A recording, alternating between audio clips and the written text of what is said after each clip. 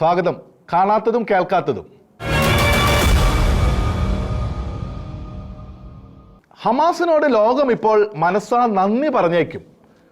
ഒരു വശത്ത് ഇസ്രായേലിനെ പലതിൻ്റെയും കുറ്റിയറുക്കാൻ സ്വന്തം അതിക്രമവും ദുഷ്ടതയും നിമിത്തം അവസരം നൽകിയതിൻ്റെ പേരിൽ ഹമാസ് എന്താണെന്ന് ലോകത്തിന് ഇപ്പോൾ അറിയാം. 14 മാസം മുമ്പ് ഇസ്രായേലിനോട് ചെയ്തതും 14 മാസമായി ഇസ്രായേൽ ചെയ്തുകൊണ്ടിരിക്കുന്നതുമായ സകലതിനും ഉത്തരവാദി. ഗാസയും വെസ്റ്റ് ബാങ്കും റാഫയും ലെബനനും പിന്നിട്ട് ഇസ്രായേലിന്റെ പ്രഹരം സിറിയയിലും യമനിലും വരെ എത്തുമ്പോൾ ഇനി ഇറാൻ അടക്കം എവിടേക്കും എത്താമെന്നുള്ളപ്പോൾ അതിൻ്റെ എല്ലാം കാരണക്കാർ അതുമാത്രമാണോ ഹമാസ്? അല്ല. ജനത്തെ പീഡിപ്പിക്കുന്നവരും പെരുങ്കള്ളങ്ങളുടെ സൃഷ്ടാക്കളും കൂടിയാണവർ. ഇസ്രായേൽ ഗാസയിൽ വംശഹത്യ നടത്തിയെന്ന പ്രചാരണവും ഗാസയിലെ യുദ്ധമരണം സംബന്ധിച്ച വ്യാജ കണക്കും വെളിപ്പെട്ട ഉദാഹരണങ്ങളാണല്ലോ. ഗാസയിലെ യുദ്ധമരണത്തെ സംബന്ധിച്ച ഹമാസിന്റെ കണക്ക് വ്യാജമെന്ന് UK Henry Jackson society HJS പറയുന്നു. വംശഹത്യ എന്ന പെരുങ്കള്ളം പ്രചരിപ്പിച്ചവർ ഈ കള്ളക്കണക്കും പ്രചരിപ്പിക്കുന്നു എന്ന് വിശ്വസിക്കാൻ ലോകത്തിന് യാതൊരു ബുദ്ധിമുട്ടുമില്ല. പാലസ്തീനികളെ തന്നെ നിഷ്ഠൂരമായി ദ്രോഹിച്ചിട്ടും ഹമാസിനെ തിരിച്ചറിയാത്ത നിരക്ഷരർ ഉണ്ടെന്നത് വിസ്മയം തന്നെയല്ലേ? ഐക്യരാഷ്ട്രസഭയിലെയും അന്താരാഷ്ട്ര കോടതിയിലെയും ഇസ്രയേൽ വിരുദ്ധ പാലസ്തീൻ പക്ഷ കോമഡിക്കാർ മുതൽ കേരളത്തിലെ രാഷ്ട്രീയ മുഖമൂടികൾ വരെ ഇന്ത്യൻ പാർലമെന്റിൽ പാലസ്തീൻ പ്രണയത്തിന്റെ സഞ്ചിയുമായി കടന്നു ചെല്ലുന്നവരും വസ്ത്രത്തിന്റെ പേരിൽ ഇറാനിയൻ പെൺകുട്ടികൾക്ക് വധശിക്ഷ വ്യവസ്ഥ ചെയ്ത ഖമനേയി രാഷ്ട്രത്തെക്കുറിച്ച് മിണ്ടാതെ സ്വന്തം വസ്ത്രാവകാശം എടുത്തു പറയുന്നവരും വിസ്മയങ്ങൾ തന്നെയല്ലേ? ആ നിരക്ഷര വിസ്മയങ്ങളോട് ഹമാസിന്റെ മകൻ തന്നെ പറയട്ടെ ഹമാസ് ആരാണെന്നും എന്താണെന്നും അവരുടെ ദുഷ്ടതയും കള്ളവും എത്രയെന്നും. ആരാണ് ഹമാസിന്റെ മകൻ? മസാബ് ഹസൻ യൂസഫ് അഥവാ മൊസാബ് ഹസൻ യൂസഫ് ഹമാസിന്റെ 7 സ്ഥാപക നേതാക്കളിൽ ഒരാളും വെസ്റ്റ് ബാങ്കിലെ ഇസ്ലാമിക പണ്ഡിതനുമായ ഹമാസ് ബന്ധത്തിന്റെ പേരിൽ നിരവധി വർഷം തടവിലായിരുന്ന ഷെയ്ഖ് ഹസൻ യൂസഫിന്റെ പുത്രൻ, ഒരു ഇമാമിന്റെ ചെറുമകൻ, ജോർദാനിലെ മുസ്ലിം ബ്രദർഹുഡ് സ്ഥാപകരിൽ ഒരാളായ ഇബ്രാഹിം അബു സലീമിന്റെ സഹോദരി പുത്രൻ, സൺ ഓഫ് ഹമാസ് എന്ന ന്യൂയോർക്ക് ടൈംസ് ബെസ്റ്റ് സെല്ലറിലൂടെ ഹമാസിന്റെയും PLOയുടെയും ദുഷ്ടതയും അവർ നിമിത്തം പാലസ്തീനികൾ അനുഭവിക്കുന്ന കൊടും ദുരിതവും മൊസാബ് ലോകത്തെ അറിയിച്ചു.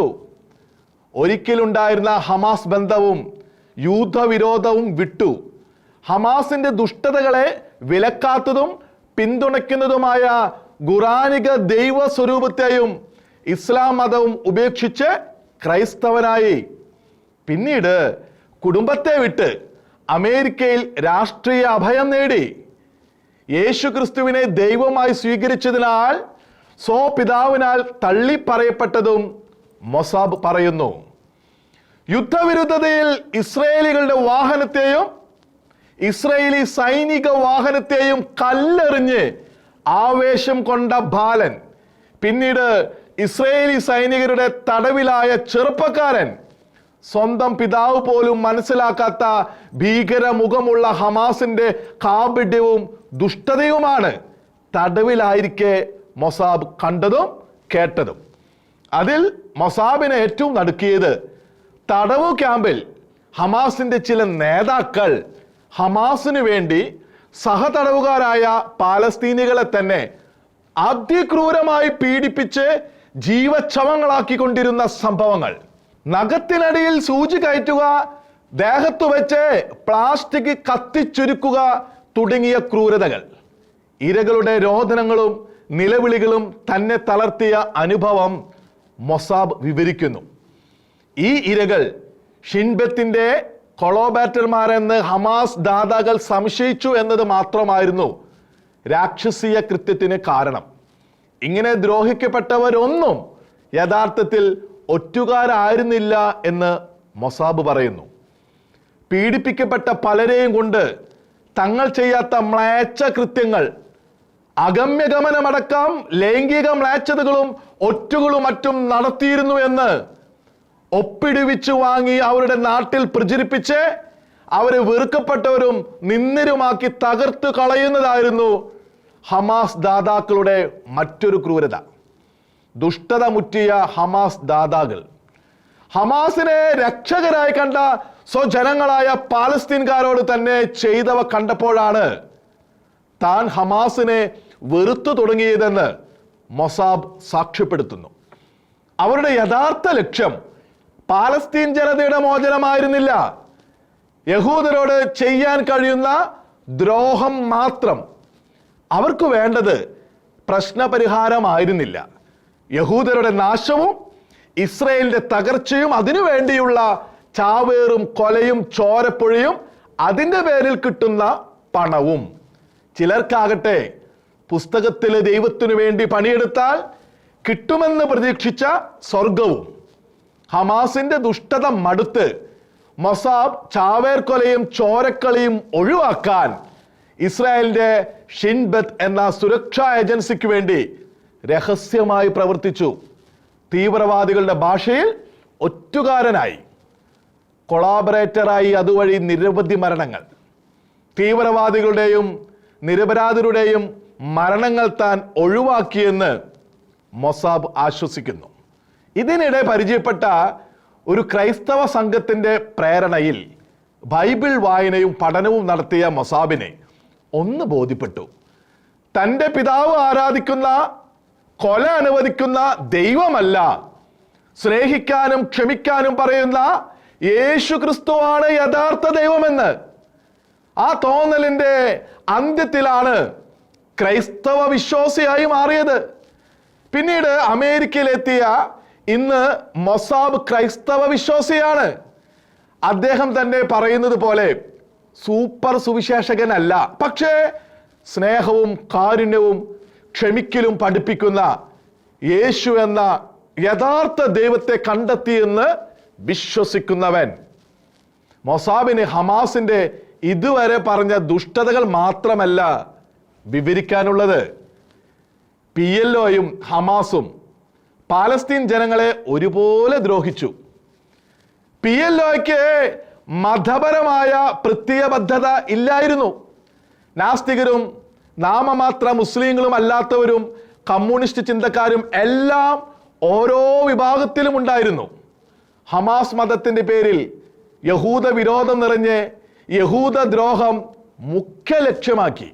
അതിനുവേണ്ടി സ്വജനതയെയും എത്ര കണ്ടും അവർ ദ്രോഹിച്ചു. അധികാരമോഹവും പണക്കുതിയും അഴിമതിയും രണ്ടു കൂട്ടരുടെയും തിന്മയായിരുന്നു. ഹമാസിന് പ്രത്യേകമായി മതഭ്രാന്തും. ഇസ്രയേലിനെ ആക്രമിച്ചും പാലസ്തീനി ഇരകളെ സൃഷ്ടിച്ചും പോരാട്ടമെന്ന പേരിൽ നേടിയെടുക്കാവുന്ന പണം അവർ ലക്ഷ്യം വെച്ചു.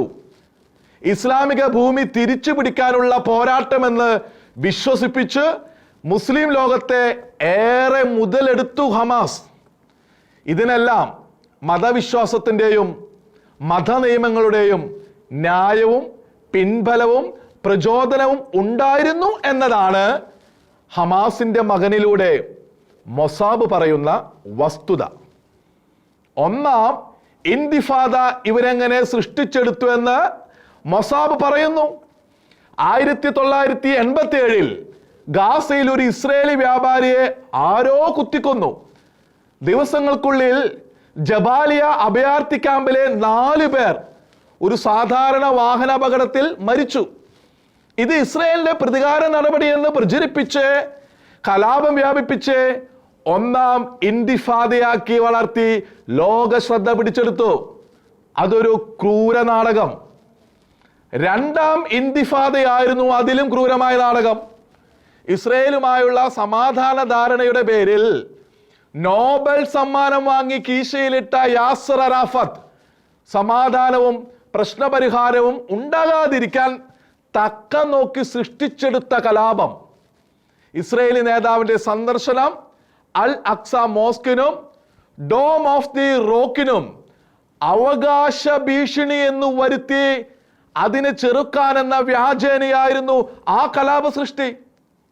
ചോരക്കളി പൊലിപ്പിക്കാൻ ഇങ്ങനെ നിരവധി കലാപങ്ങളും ചാവേർ കൊലപാതകങ്ങളും. ഇവയുടെ എല്ലാം പ്രത്യാഘാതങ്ങൾ അനുഭവിക്കേണ്ടി വന്നത് പാലസ്തീനിലെ ജനങ്ങൾ. ഇസ്രായേലിന്റെ തിരിച്ചടി മാത്രമല്ല, ഹമാസിന്റെ ക്രൂരതകളും ദ്രോഹങ്ങളും അവരെയാണ് ദുരിതത്തിലാക്കിയത്. പഴയൊരു ഹമാസ് അനുകൂലി, ഹമാസ് സ്ഥാപകന്റെ മകൻ തന്നെ ഇക്കാര്യം ലോകത്തോട് പറഞ്ഞാലും ഹമാസിനെ തിരിച്ചറിയാൻ വിസമ്മതിക്കുന്നവരെ ആർക്ക് ബോധ്യപ്പെടുത്താൻ കഴിയും? ഹമാസിന്റെ മകൻ ഒന്നും കൂടി പറയുന്നു, ഇസ്രയേലിനെ ഇല്ലാതാക്കാൻ പ്രതിജ്ഞ എടുത്ത ഒരു ഭീകര സംഘടനയുടെ മകനെ എനിക്ക് യഹൂദരെ ഏറെ സ്നേഹിക്കുന്നവനാകാൻ കഴിഞ്ഞെങ്കിൽ തീർച്ചയായും പ്രത്യാശയ്ക്ക് വകയുണ്ട്.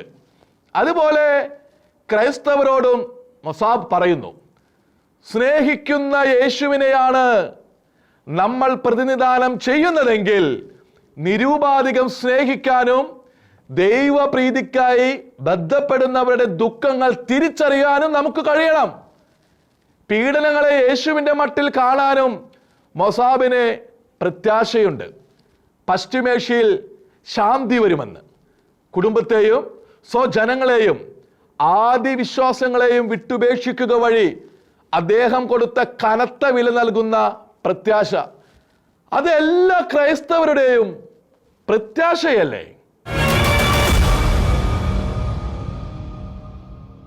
ക്രൈസ്തവർ നോട്ടയ്ക്ക് വോട്ട് ചെയ്യണമെന്ന് പറഞ്ഞാൽ അഥവാ ചെയ്താൽ അത് തീവ്രവാദമാണോ? തങ്ങൾക്ക് നീതി ലഭിക്കാൻ ക്രൈസ്തവർ ഒരേ മനസ്സോടെ വോട്ട് ചെയ്ത് വോട്ട് ബാങ്കിന്റെ ശക്തി ബോധ്യപ്പെടുത്തണമെന്ന് പറഞ്ഞാൽ തീവ്രവാദമാണോ? ക്രൈസ്തവർ പരമ്പരാഗത പക്ഷത്ത് തന്നെ വോട്ട് നിക്ഷേപിക്കണമെന്നില്ല എന്നൊരു ആധ്യാത്മിക പിതാവ് പറഞ്ഞാൽ തീവ്രവാദമാണോ? ആണുപോലും. പറയുന്നത് ക്രൈസ്തവ ഗണത്തിലെ ചില രാഷ്ട്രീയ സ്വരങ്ങൾ. ഇത്രയും കാലം ക്രൈസ്തവർ ഇരുപുറം നോക്കാതെ തങ്ങൾക്ക് വോട്ട് ചെയ്തതിൻ്റെ നേട്ടം ഇനി നഷ്ടമാകുമോ എന്ന് ശങ്കിക്കുന്നവർ. ക്രൈസ്തവരുടെ വോട്ട് 999 വർഷത്തേക്ക് തങ്ങൾക്ക് പാട്ടത്തിന് കിട്ടിയതാണെന്നോ കിട്ടണമെന്നോ കരുതുന്നവരുടെ സ്വരങ്ങൾ. ആർക്ക് വോട്ട് ചെയ്യണമെന്ന് ആരെങ്കിലും ക്രൈസ്തവരെ ഉപദേശിച്ചാൽ തന്നെ ആരൊക്കെ സ്വീകരിക്കുമെന്നത് വേറെ വിഷയം. എന്നാൽ ക്രൈസ്തവർ സ്വന്തം ശക്തി തെളിയിക്കാൻ വോട്ടിനെ ഉപകരണമാക്കണമെന്ന് പറയാൻ പോലും അവകാശമില്ല എന്ന് ഒളിഭീഷണിയുടെ സ്വരത്തിൽ പറയുന്നത് ഒരു പക്ഷേ ഇതാദ്യം. അത് പറയുന്നവരുടെ ശ്രമം ക്രൈസ്തവരുടെ രാഷ്ട്രീയ സ്വാതന്ത്ര്യ ബോധത്തെ വന്ധീകരിക്കുകയല്ലാതെ മറ്റെന്താണ്? തീവ്രവാദത്തെയോ അട്ടിമറിയെയോ ക്രൈസ്തവർ പ്രോത്സാഹിപ്പിക്കുന്നില്ല. ഒരു വിധത്തിലുള്ള തീവ്രവാദത്തോടും കത്തോലിക്ക സഭ ചേർന്നു നിൽക്കുന്നില്ലെന്ന് KCBC തന്നെ ഓർമ്മിപ്പിച്ചു കഴിഞ്ഞു. ക്രൈസ്തവർ തീവ്രവാദത്തെയോ അട്ടിമറിയെയോ അനുകൂലിക്കാത്തത് കേരളത്തിലെ പാർട്ടികളുടെയോ നേതാക്കളുടെയോ മിടുക്ക് കൊണ്ടല്ല. ഇവിടുത്തെയും ക്രൈസ്തവരുടെ വിശ്വാസ മനോഭാവങ്ങളും മനസാക്ഷിയും അത്തരത്തിൽ ആയതുകൊണ്ട് വാൾ വാങ്ങാനും കരുതാനും ശിഷ്യരോട് പറഞ്ഞുകൊണ്ട് തന്നെ ജീവന് ഭീഷണിയുമായി വരുന്നവർക്കെതിരെ പോലും വാൾ ഉപയോഗിക്കരുതെന്ന് സ്വന്തം മാതൃകയാൽ അവരെ പഠിപ്പിച്ച യേശു ക്രിസ്തുവിനെ അനുഗമിക്കുന്നവർ ആയതുകൊണ്ട്. എന്നിട്ടും ഈ ദിവസങ്ങളിൽ കേട്ടത് തീവ്രവാദം പാടില്ലെന്ന് ക്രൈസ്തവരെ പഠിപ്പിക്കാൻ മുതിരുന്ന ചില പരമ്പരാഗത വോട്ടുപിടുത്തക്കാരുടെ സ്വരങ്ങൾ. അത് ബ്ലാക്ക് മെയിലിങ്ങിന്റെ ഒളിഭീഷണിയുടെ സ്വരം തന്നെയല്ലേ? അവർ ഭീഷണിപ്പെടുത്തിയത് ജനാധിപത്യത്തിലെ ഏറ്റവും പാവനവും അക്രമരഹിതവുമായ ആയുധം, വോട്ടെന്ന ഏക ഉപകരണം ക്രൈസ്തവർ ഒരുമയോടെ ഉപയോഗിക്കുകയോ ഉപയോഗിക്കാൻ പറയുകയോ ചെയ്യുകയെന്ന അവകാശത്തിനെതിരെയാണല്ലോ. ആ അവകാശം ഉപയോഗിച്ചാൽ തീവ്രവാദമായി മുദ്രകുത്തുമെന്ന് പരോക്ഷ ഭീഷണി. മുനമ്പത്തെ രാഷ്ട്രീയ ചതിയെയും ചതിച്ച നേതാക്കളെയും അവർ എന്തിനെ പ്രീണിപ്പിച്ചോ അതിനെയും വിമർശിക്കുന്നതിനെതിരെയാണ് ഭീഷണി എന്നോർക്കണം. പ്രത്യേകിച്ച് ക്രൈസ്തവ നായകർക്കെതിരെ. ക്രൈസ്തവ സഭകളുടെ ഔദ്യോഗിക ഭാഗമോ അവയുടെ ആശിസ്സും അംഗീകാരവും അവകാശപ്പെടുന്നതോ അല്ലാത്ത ഒരു സംഘടനയെ തീവ്രവാദ സംഘടനയെന്ന് പ്രഖ്യാപിക്കുവാൻ ക്രൈസ്തവ നായകരോട് ആജ്ഞാപിക്കുന്നതും അതേ പ്രവണത തന്നെയല്ലേ? ഇടയന്മാരെ ഭീഷണിപ്പെടുത്തി ആടുകളെ ആകെ മെരുക്കാമെന്ന മോഹമാകാം അവരുടെ വെല്ലുവിളിക്ക് കാരണം. അംഗീകാരത്തിൻ്റെയും അനംഗീകാരത്തിൻ്റെയും പട്ടിക പുറപ്പെടുവിക്കാൻ കൽപ്പിക്കുന്ന പ്രവണതയ്ക്ക് വഴങ്ങാൻ ക്രൈസ്തവ നേതാക്കൾക്ക് ബാധ്യതയുണ്ടോ? ഇറാഖിൽ കഴുത്തിനു നേരെ വച്ച വാളിന് മുമ്പിൽ പോലും യേശുക്രിസ്തുവിനെ തള്ളിപ്പറയാതെ മരണം വരിച്ചത് തീർത്തും സാധാരണക്കാരായ വിശ്വാസികളാണ്.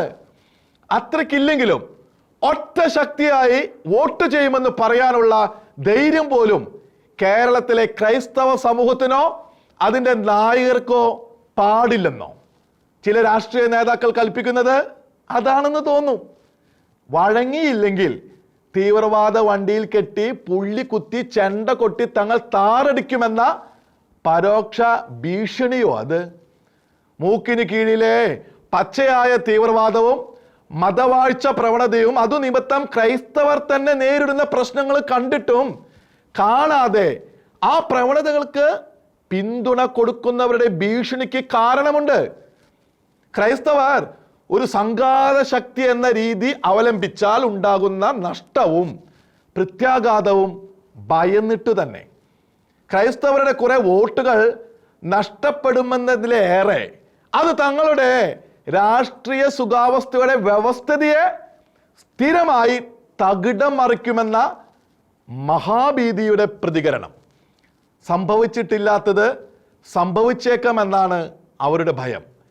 രാഷ്ട്രീയ കവച മേഖല, പൊളിറ്റിക്കൽ ബഫർ സോൺ നിർമ്മിച്ച് സുരക്ഷിതനാകാനാണ് കൂട്ടായ വോട്ടവകാശം പറഞ്ഞാൽ തീവ്രവാദ മുദ്ര ചാർത്തുമെന്ന ഗുപ്ത ഭീഷണിയെങ്കിൽ അതിന് വഴങ്ങണോ എന്ന് തീരുമാനിക്കേണ്ടത് ക്രൈസ്തവ സമൂഹമാണല്ലോ.